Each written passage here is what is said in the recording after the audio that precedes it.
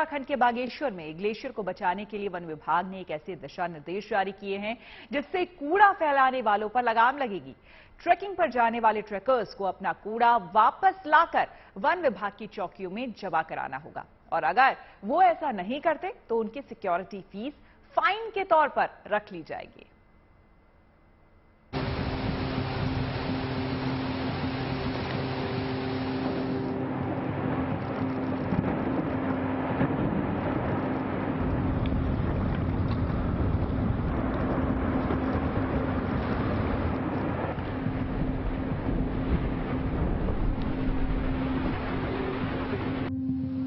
तेजी से पिघलते और टूटते बर्फ के ये पहाड़ खतरे की बड़ी आहट है। ये प्रकृति से इंसान की छेड़छाड़ की ऐसी सच्चाई है जिसे नजरअंदाज नहीं किया जा सकता है। नदी पर बहते ये बर्फ के टुकड़े कुदरत के बिगड़ते मिजाज का सबूत है।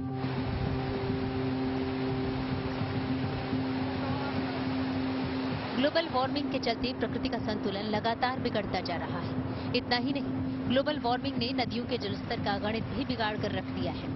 यही वजह है कि ग्लेशियर को बचाने और स्वच्छ रखने के लिए उत्तराखंड सरकार तेजी से काम कर रही है, जिसके तहत बागेश्वर वन विभाग ने एक अनोखी पहल चलाई है।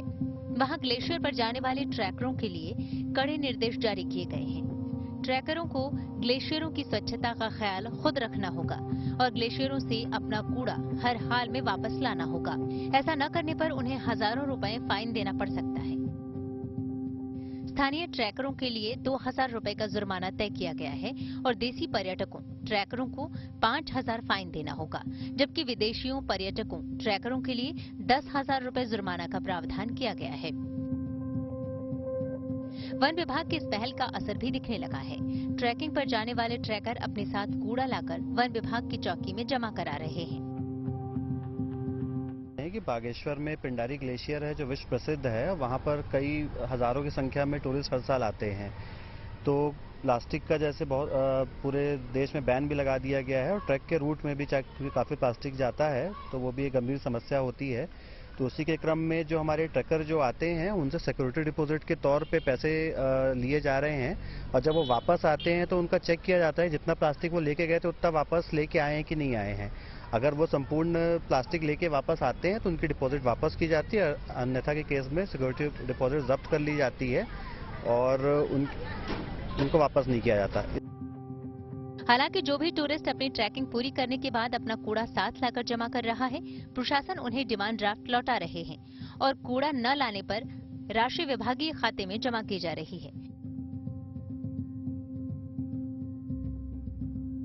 ये सभी दिशा निर्देश ग्लेशियर को साफ और सुरक्षित रखने के लिए है, ताकि भविष्य के खतरे से बचा जा सके। उत्तरकाशी से जगदीश पांडे के साथ bureau report, good news today. Himalaya की जो चोटियां 12 महीने बर्फ से ढकी रहती थीं, उनमें से कई से बर्फ गायब हो रही है। इसकी वजह है बढ़ता तापमान। बढ़ते तापमान की वजह से ग्लेशियर की बर्फ बेहद तेजी से पानी बन रही है। हालात ये हैं कि पिछले कई सालों में ग्लेशियर 20 से लेकर 30 फुट तक गल चुके हैं। ये अभी नहीं, 1900 के बाद से विश्व भर में ग्लेशियरों के पिघलने की रफ्तार में इजाफा देखा जा रहा है। इसके पीछे की वजह क्या है, ये जानने के लिए हमारे संवाददाता अंकित शर्मा वैज्ञानिक के पास पहुंचे। क्या क्या एलिमेंट्स होते हैं जिसको लेके, जैसे ग्लोबल वार्मिंग की चर्चा इस समय पूरे विश्व भर में हो रही है, क्या ये एक मुख्य कारण है या इसके अलावा और क्या कारण हो सकते हैं कि जिस तरीके से ग्लेशियर रिट्रीट कर रहे हैं? सी नंबर 1 कि एक्युमुलेशन एरिया, नंबर 2 आपका जो उसका जो ग्लेशियर का जो ग्रेडियंट है वो किस ढाल पे है, क्या वो समतल में बह रहा है, मूव कर रहा है, या बहुत तीव्र ढाल में बह रहा है, मूव कर रहा है।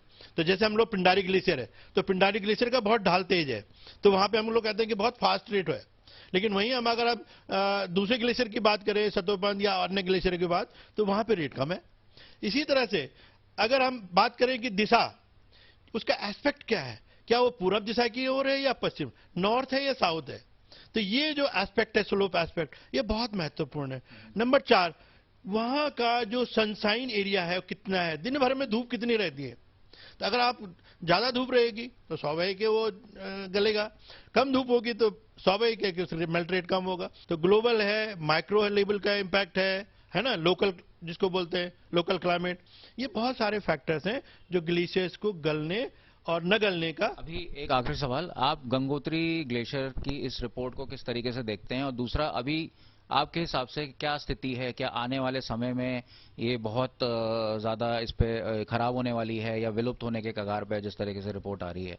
और इस पे क्या कदम उठाए जाना चाहिए? देखिए, मैं किसी की भी स्टडी पे बहुत बड़ा क्वेश्चन मार्क इसलिए नहीं कर सकता क्योंकि उनका काम है, उन्होंने किस तरह से किया है, मुझे उसकी बारीकियों का पता नहीं है, एक बात।